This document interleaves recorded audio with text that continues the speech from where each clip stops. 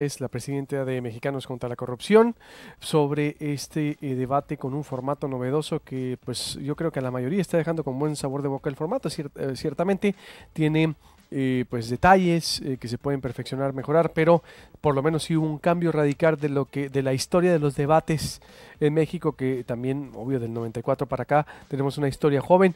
Pero María Amparo Cázar, tú que eres la experta, te saludo con mucho gusto, bienvenida a Proyecto Puente. ¿Cómo lo viste el ejercicio de ayer, María Amparo? Buenos días. Primero que nada, muchas gracias por abrirme los micrófonos del proyecto Puente. Muy buenos días. Pues coincido contigo, incluso extendería mi felicitación a la gente que trabajó en el INE para dar con un formato que tenía muchas dificultades, pues porque eran 7 candidatos. Entonces, bueno, pues el tiempo cronos es implacable con esto, así que dado digamos, el número de contendientes y el poco tiempo, me parece que acertaron. Se puede mejorar sin duda, pero por primera vez, como tú dices, en la corta historia de los debates en México, tuvimos un debate que nos permitió, más que ver las propuestas, nos permitió ver las personalidades, los estilos personales de gobernar que podríamos esperar de cada uno de los candidatos. Nosotros, pues, los comentó Cartas con estos lentes que queremos ver propuestas de política pública, sus consecuencias, cómo se van a fondear, si son viables o no, si tendrán efectividad, pero lo cierto es que los debates entran más por la emoción que por, digamos, por la razón. Es una cuestión de si conectas o no con los candidatos y, bueno, logras cambiar la preferencia. Me parece que cada uno se jugaba pues una apuesta muy distinta, ¿no? Andrés Manuel López Obrador, pues mantenerse porque es el puntero. En algún sentido, Andrés Manuel tenía un papel más difícil de que pues era el blanco de todos los ataques o el blanco prioritario de los ataques, pues porque lleva en promedio, pues no sé, alrededor de 12% de preferencia si hacemos un consolidado de las encuestas. Me parece que no lo noquearon, que era a lo que iban todos los candidatos, a noquear al primer lugar. Tuvo errores, ninguno desde mi punto de vista garrafal, ni mucho menos, no se acercó a eso, pero tampoco creo que haya logrado ganar a adeptos.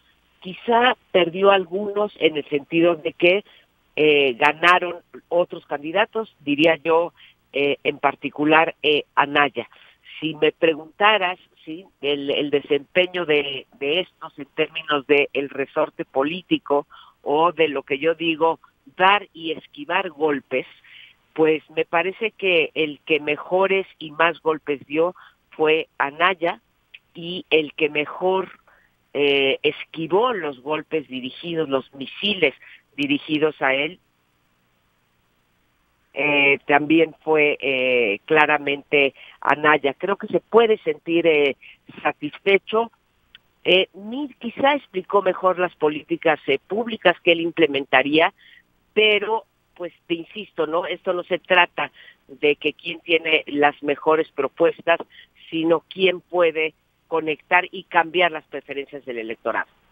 Dices entonces, tuvo errores Andrés Manuel, pero no lo noquearon, es No, decir, ninguno garrafal. ninguno garrafal, porque exacto, o contrario a lo que esperábamos también es que él de alguna manera, no sé, le ganara las emociones o no contestara bien o algún desliz. ¿Crees que esto le pueda quitar qué tantos puntos? Porque ciertamente lo suyo de Andrés Manuel no es la habilidad para debatir, María Amparo, ya lo hemos No, visto. creo que no es un hombre que en términos del jazz le gusta jugar solo, ¿no? Se le veía incluso en su lenguaje, digamos, corporal, y no se siente cómodo cuando debate. A él le gusta pontificar, le gusta que lo escuchen, y creo que consolida, que no es poco decir, consolida su preferencia electoral. No creo que veamos en las encuestas postdebate una baja, o cuando menos una baja sensible. Lo que sí creo es que Anaya subirá en la medición inmediatamente posterior al debate. Ahora, hay que tener cuidado porque los debates son, pues, tan solo son un evento de campaña y de la estrategia de campaña. Ahora, pues, se ajustarán estas campañas y me parece más interesante la medición que se haga después de que se acabe el efecto post-debate, porque lo que vemos en la historia de, como dices, la corta historia de debates en México, es que pues sí se mueven un poquito las preferencias, pero luego algunas se consolidan las tendencias y algunas regresan a su lugar original. Creo que Anaya le habrá quitado puntos más a la candidata y el candidato independientes y al candidato de el PRI más que a Andrés Manuel López Obrador. ¿Crees tú entonces que a Andrés Manuel no le afecta todo esto? Porque tú también ayer decías, te escuchaba en un análisis que tenías muy interesante, decías, en la historia también de los debates no se mueven mucho las preferencias o la intención de voto. ¿Ves que no le afecte mucho esto a López Obrador entonces? No creo, pero me dio gusto del debate una cosa, que por cierto estoy mal, no sé si me equivoco yo o en excepción en mi comentario del día de hoy, hacia el final decía yo que veía dos cosas. Uno, me dio gusto este tipo de debates porque creo que le mete más interés a unas campañas que se están revelando pues francamente aburridas, y esto como que saca de la normalidad a las campañas. Y la otra es que no nos quedamos con un sentimiento de la inevitabilidad del triunfo del primer lugar. Quiero compartir con tu auditorio una cifra. En abril del 2012, Enrique Peña Nieto le llevaba 20 puntos de ventaja a Andrés Manuel López Obrador, y si bien ganó, López Obrador, como todos sabemos, pues se le acercó y cerró la brecha 13 puntos. Así que en los 2 meses de campaña que quedan, esto puede cambiar. Y pues decir que no han sido en la historia de México determinantes los debates, y en ese sentido, pues Andrés Manuel López Obrador no creo que se pueda ya a sentar y no hacer nada, pero puede quedar tranquilo de este debate y decir, bueno, seguiré trabajando, pero pues sí tengo aquí un contrincante que pudiera ir subiendo, ¿no? Creo que el único que superó las expectativas fue Ricardo Anaya. Nadie hizo caer en errores graves al puntero. Nadie tampoco, me parece, no sé si coincidirías conmigo, que logró fijar su agenda a los demás, y pues esperaremos a las encuestas para ver quién incrementa de manera importante el número de ciudadanos dispuestos a votar por su opción política. Ya lo veremos. Dime. ¿Qué me dices, María Amparo Casar, presidenta de Mexicanos contra la Corrupción, de José Antonio Meade? ¿La oportunidad perdida entonces? ¿O no logró convencer, no logró atraer? Porque veo que sigue pues la pelea entre dos. Vemos que entonces el debate aclaró que la pelea es entre dos, por ejemplo. No sé, ¿qué me dices? Coincido contigo. Si me preguntaras quién fue quien mejor articuló sus propuestas e incluso pudo aventurar cosas en contra del resto de los candidatos, como por ejemplo si estaban de acuerdo con la revocación de mandato, que es una propuesta desde mi punto de vista muy arriesgada, muy peligrosa, porque siempre lleva a que el ganador el presidente en turno quiera agradar a su electorado independientemente de que las consecuencias pudieran ser nocivas para el país. Fue el único que se atrevió a decir que no. Argumentó buenas propuestas en materia de corrupción, reconoció la parte de violencia que sin duda ha fallado, pero la losa de ser el candidato, aun cuando se quiera presentar como un candidato ciudadano del partido con mayor rechazo en este país, sobre todo por el desempeño y el descrédito en el que ha caído este gobierno en materia de violencia y corrupción, pues es francamente difícil de quebrar esa losa. digamos, se presenta como un buen funcionario público. Comentaba con otro amigo, Ricardo se presenta como un muy buen candidato, y finalmente Andrés Manuel López Obrador pues se presenta como un predicador, ¿no? Eso te diría, predicador, funcionario y candidato es lo que yo vi en estos tres debatientes. Bien, el Bronco y Margarita, ¿cómo los viste, María Amparo? Mira, para los que, digamos, en principio tienen muy pocas probabilidades de ganar, era una oportunidad de fortalecimiento y pues, de tener mayor exposición que no tienen, porque pues tampoco tienen los spots ni el interés de los medios, o no tanto interés de los medios, ¿no? Pues se presentaron, tuvieron un foro público, nada despreciable. Me parece que Margarita exageró con la parte de ir y volver sobre la idea de que pues la cura para todos son los valores, y que pues el Bronco fue ahí, sí, pues la nota de color. Me parece absolutamente reprobable la barbaridad esta de volver al código islámico, ¿verdad? De que al ratero, sí, es que sí, es la famosa ley Shaira, la ley Shaira, ¿no? Me pareció una barbaridad imperdonable para mí como ciudadano, se me hace una irresponsabilidad. Ahora tengo que reconocer que metió en aprietos, sobre todo a López Obrador, y que se convirtió pues en un conductor más, ¿no? Porque él plantaba preguntas y era incisivo y les decía, contéstame, contéstame. Quizá también ese fue uno de los errores de López Obrador, el no contestar. Eso de contestarnos que iba arriba en las encuestas cada vez que se le hacía un cuestionamiento, digamos, difícil, pues habla de que no tiene ese resorte político para, digamos, que esperaría uno de un buen debatiente, ¿no?